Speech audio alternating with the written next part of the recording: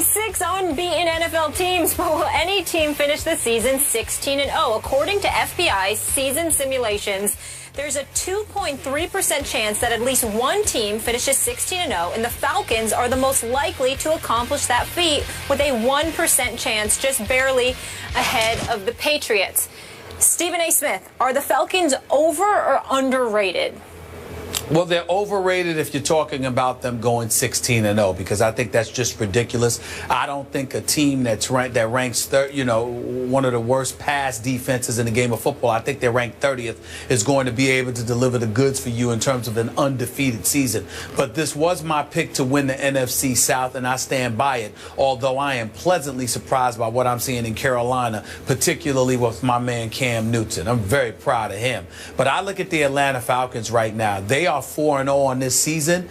Yeah, they're not getting to the quarterback. They've only got 5 sacks on the season, Skip, Coach Herm. I get all of that, but they're going after the ball. They're more physical than they've looked in years on the defensive side of the ball. I'm just looking at some of the things that are taking place in that particular category, and I like what I am seeing from them. They defend well against the run, not necessarily so much against the pass. And then I'm just looking at some of these guys right here, the Justin Durant's of the world leading the team in tackles, the way their secondary has been playing, even though, again, they're soft in the passing game. They just need to get after the quarterback and stop giving quarterbacks so much time to pass. Offensively is the reason I picked them to win this division. I look at a Matt Ryan. I don't think that he's Peyton Manning or Big Ben or Aaron Rodgers, but look, he's pretty damn good.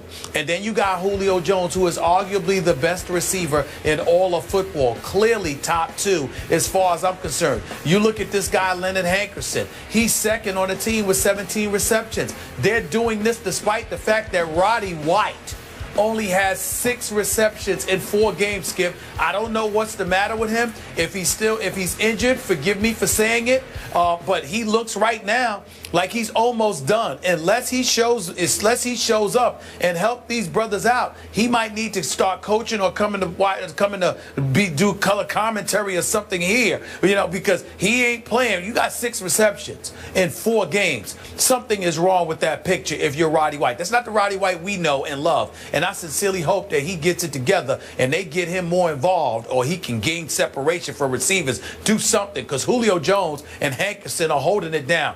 And Skip, Coach, let me say right now, I'm going to put my hand up.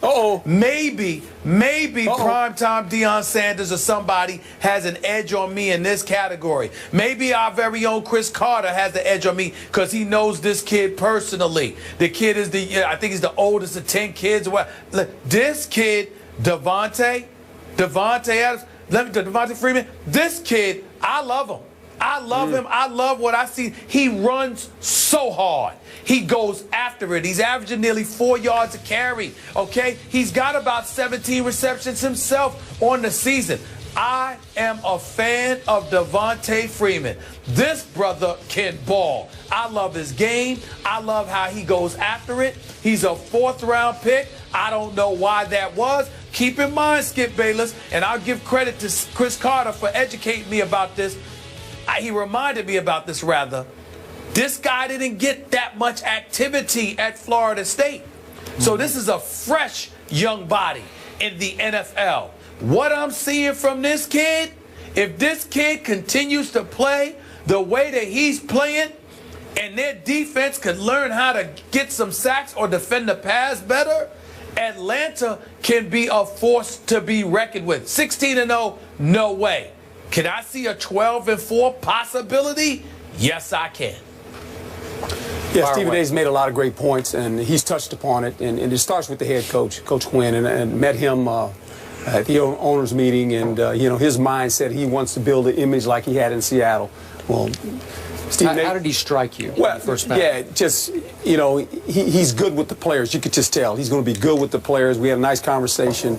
And he's about building the same kind of mindset they had in Seattle, especially defensively as well as offensively. Now he's got a runner. Reminds me a lot of Lynch. Can break the first arm tackle, runs. He's already got 7 touchdowns. He's built low to the ground. He is. Strong-legged guy, can catch the ball out of the backfield. They've got a talented receiver and really have they have a quarterback that's a top 10 quarterback in this league. I mean, when you think about Matt Ryan, what he's done, no offensive line per se, and he's finding a way to get the ball to Julio Jones and to Hankerson, and Roddy White is hurt, as he said. Defensively, they're just playing hard. They're just playing flat hard like they did in Seattle. They're taking the ball away, which gives them an opportunity to get off the football field, but they don't get to the quarterback much, but they just play hard. And when you turn the film on, you go, wow, look how many guys run to the ball and tackle. Well, I'm going to tell you something. When you watch the film, you're the opponent watching that, you're going, hey, boys, we better get ready for this now. You know, and because you look at the numbers, they're not a top 10 defense, but they play angry. They play together, and that's what's great about when you watch them play. And I think right now they got a quarterback, whether he's at home or on the road, in the fourth quarter, if he has the ball, he can win the game. He can flat win the game.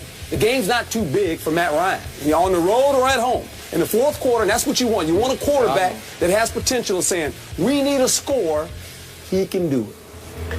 But he does have a big stud receiver that he completely trusts under any pressure situation. No doubt. I'll just throw it in that direction, and that guy's going to snatch it and run with it. That's a smart decision. Well, I get that. So let me start by giving props to my man Stephen A. Smith, because he did say before this season started he liked this Atlanta team.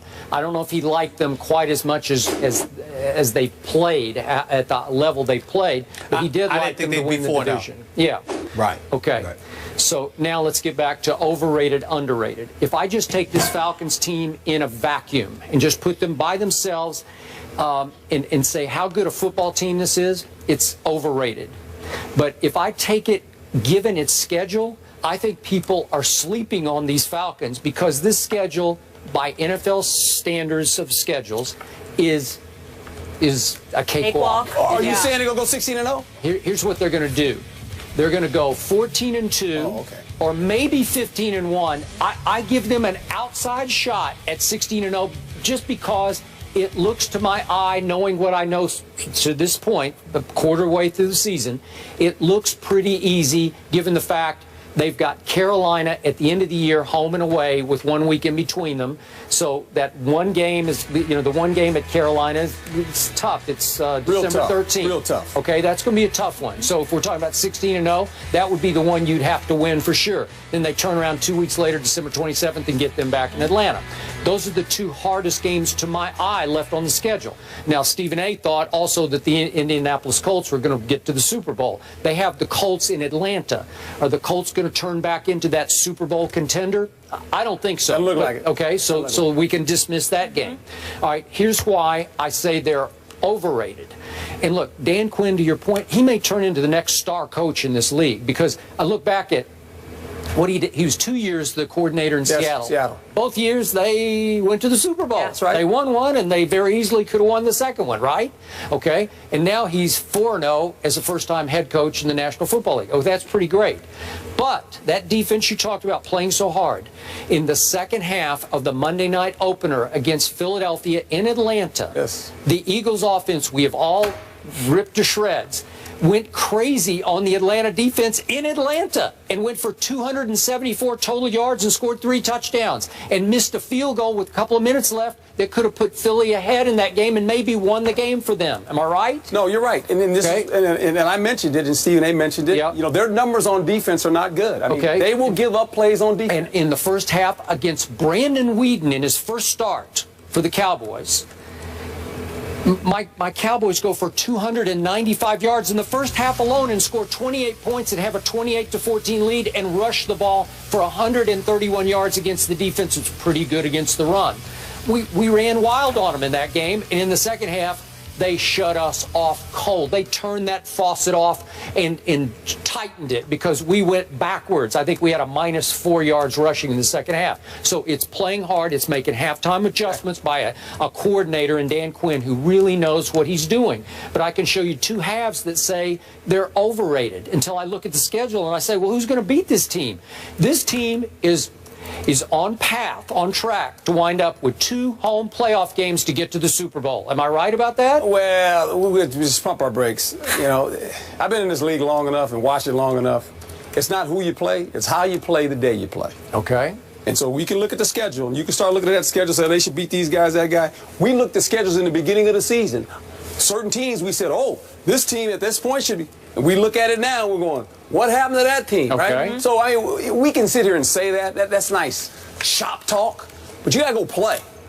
Okay, you got to go play these games. It does appear favorable. Don't let the paper don't play a game. All right, but the players do. Will we do that kind of shop talk on this show? Yeah. You have to stand behind it for the rest of the year. Yeah, I'm just saying. I'm with Stephen A. I thought the Colts. I thought it was going to be Colts and the Green Bay Packers. Okay. Right. Well, right guys. now, Colts ain't playing very well. No, I would say. The one thing that I would tell you, I was helped along about the Atlanta Falcons because obviously, as you both know, I spoke to Cam Chancellor on several occasions during his holdout with the Seattle Seahawks, and one of the things that he did was absolutely rave about Dan Quinn, and the kind of man he is as a coach. And he talked about how this defense. He said, don't pay attention to the statistics. Watch how his players on defense go after people. He said it's going to be a different culture and a different day than what you've been seeing in Atlanta, because Dan Quinn is that kind of coach and he's that kind of man. He's the kind of man that guys go out there and play for. Cam Chancellor told me that before the season started, which is one of the reasons I had so much confidence in Atlanta. I get you, and I'm with you. Last quick point about Devontae Freeman sort of falling out of the heavens into their lap. Remember, the first 2 games that they could have lost. Against the Eagles, he goes for 18 yards on 10 carries. And then at the Giants, another game that they were down 10 early in the fourth quarter, right? Yeah. He goes for 25 yards on 12 carries. And nobody was talking about Devontae Freeman until my Cowboys introduced him to the world by saying, watch this, he looked like Earl Campbell to me, right? He's just running roughshod over him. Well, he's a rookie, young player, and it takes time. Second year. So he's a virtual rookie. He's a rookie to me. I mean, he hadn't played a lot of football. So you're right. No longer under the radar. But to your point, Dan Quinn has certainly changed the culture there. When you describe them playing angry, playing tough, you wouldn't describe this team that way prior to his arrival. It's really been impressive and fun to watch. So Matt Ryan versus Kirk Cousins, that's Sunday in Atlanta. So Skip believes it will be remembered as the bat out of hell play. Herm Edwards is sticking around to react to that play and how the Lions handled it. We're going to get into that after the break. Stay here.